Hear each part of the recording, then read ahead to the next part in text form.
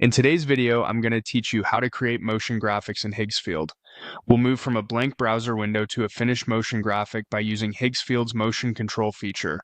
I'll keep things clear and practical so you can follow along in real time. Start by opening your browser and heading to the Higgsfield AI website.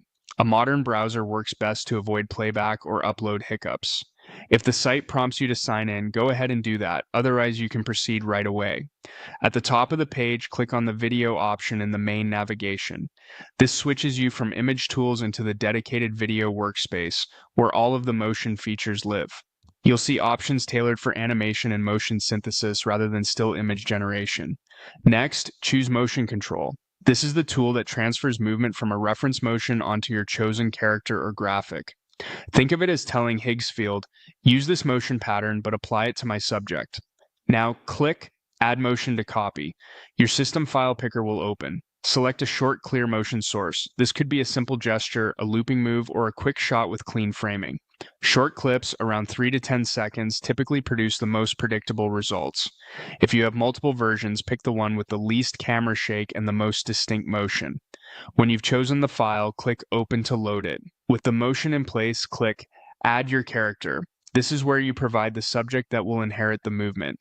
You can use a logo, an illustration, or a character image. For logos, a transparent PNG helps preserve clean edges. For photos or drawings, choose a well-lit image with a clear silhouette. If the interface offers basic cropping, use it to keep your subject centered so the motion maps accurately. Next, choose a model. Models are tuned for different looks and behaviors. Some lean more realistic, others more stylized. If you're unsure, the default or recommended option is a safe starting point. You can always change it later based on the look you want. Then choose the quality setting. Lower quality is great for quick tests and faster previews. Higher quality yields sharper details and smoother motion but takes longer to render. A good workflow is to iterate in a lighter setting, then switch to high quality for the final pass. Finally, click Generate.